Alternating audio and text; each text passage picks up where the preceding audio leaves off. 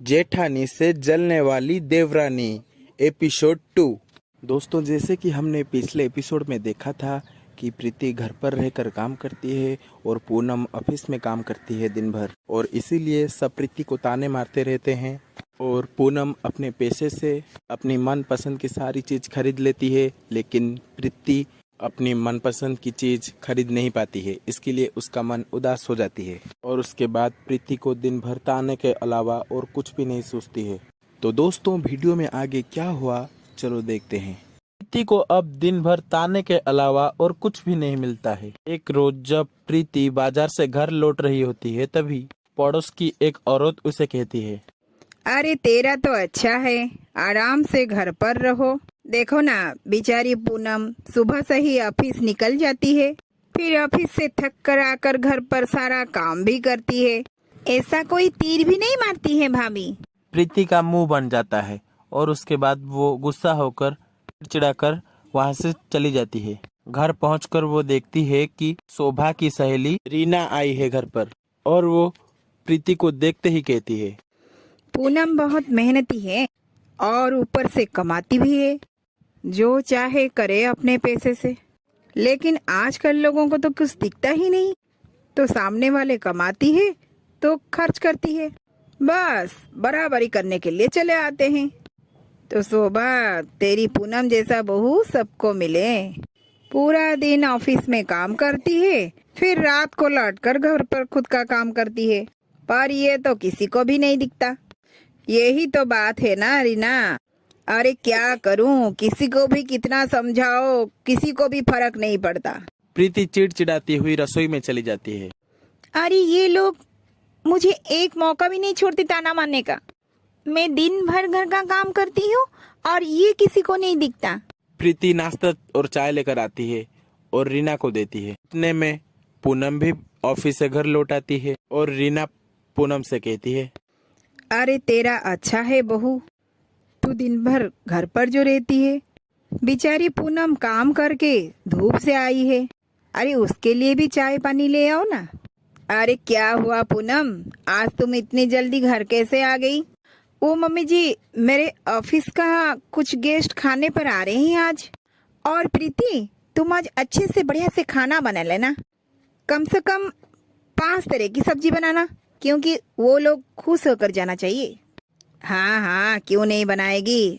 वैसे तो दिन भर घर पर बैठती ही रहती है, इसके बहाने इसको कुछ काम भी मिल जाएगा। बेचारी प्रीति मन मारकर हाँ तो कहती है और किचन में आकर खाना बनाती है।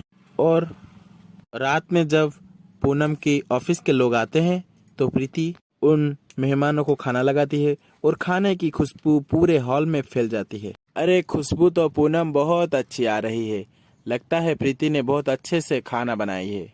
खाना खाकर तो पता चलेगा खाना कैसा बना है, खाना अच्छा है या फिर खुशबू ही आ रही है। प्रीति कुछ कहे उसके पहले पूनम कह देती है, इसे खाना प्रीति नहीं मैंने बनाई है। दोपहर में ऑफिस के आने के बाद मैं रसोई में आ गई थी। वैसे तो सब मेरे हाथ के खाने की तारीफ तो करते हैं, आप देखते हैं आप लोगों को कैसा लगा। सुबह से काम कर करके थक गई हूँ, इसलिए प्रीति ने खाना परोस दिया। अरे हमें तो ये भी नहीं पता था तुम खाना बना लेती हो। प्रीति खाना परोसती है और सब खाना खाकर खुश हो जाते हैं और पूनम की बहुत तारीफ करते हैं। सभी खा पी कर चले जाते हैं, लेकिन पूनम प्रीति को एक बार भी धन्यवाद नहीं करती है खाना बनाने के लिए। प्रीति को ये बात से बहुत बुरा लगता है, क्योंकि पूनम ने सबके सामने उसका नाम नहीं खुद का नाम ले लिया। रात में थककर प्रीति अपने कमरे में जाती है, जहाँ ऋतिक उससे कहता है, अरे भाभी के बॉस आए थे घर, क्या बात है? लगता है भाभी का ऑफिस में बहुत बड़ी खातिर है। अरे ये सब तुम कैसे समझोगी, तुम तो घर पर रहती हो। हाँ हाँ, तुम भी क्यों पीछे रहोगे? पूरी दुनिया तो मुझे ताना मारती है और तुम भी ताना मारो मुझे। पूरी दिन भर रसोई पर सड़ती रहती हूँ और फिर इतनी गर्मी में, ये सब किसी को नजर नहीं आता। पूनम की वजह से प्रीति का मूड तो खराब होते ही रहता है, और प्रीति की बात सुनकर तो प्रीति और उदास हो जाती है। एक रोज फिर पूनम प्रीति से कहती है, पता है प्रीति, आज फिर से मेरे ऑफिस से कुछ लोग खाने के लिए आ रहे हैं। देख, मेरी नाक ना कटवाए, लेकिन भाभी मैं तो आज मायके जाने वाली हूँ। क्या? ये सब क्या है? मायके किसी और दिन चली जाना। तुम ऐसे भी कौन सी पहाड़ तोड़ती हो? घर में तो दिन भर बैठती रहती हो। मायके किसी और दिन चली जाना। ये बातें प्रीति को चौंक जाती है और वो पूनम को सबक सिखाने के लिए अपने मन में सोच लेती है। प्रीति तो सबके लिए खाना बनाती है, लेकिन खाने में नमक और मिर्ची ज्यादा डाल देती है।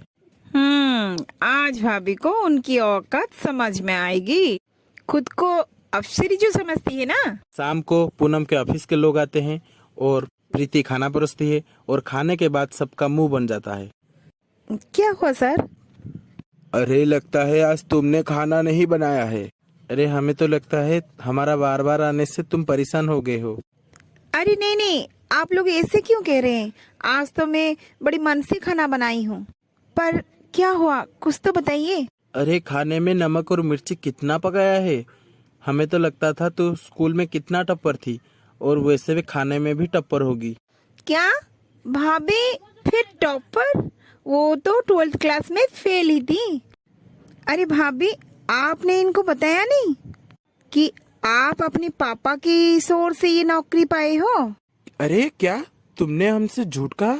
सभी बिना खाए पिए वहाँ से चले जाते हैं और पूनम की अच्छी खासी बेइज्जती हो जाती है। गुस्से से लाल होकर पूनम प्रीति से कहती है, ये सब तुमने क्या किया? तुम मुझे नीचा दिखाने के लिए ये गंदा खाना बनाया? ठीक है भाभी, मैंने गंदा खाना बनाया तो कल से तुम खाना बना लेना। वैसे भी सब तो कहते हैं कि मैं दिन भर घर पर बैठी रहती हूँ।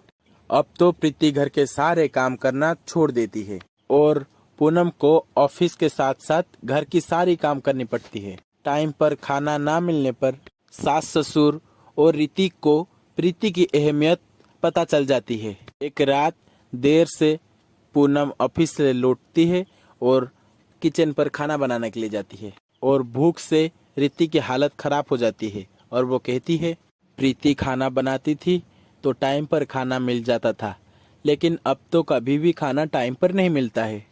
सही कहा तुमने बेटा। हम सब कहते थे ना प्रीति घर पर करती ही क्या है, लेकिन प्रीति घर पर जो करती थी ना वो कोई भी नहीं कर सकता।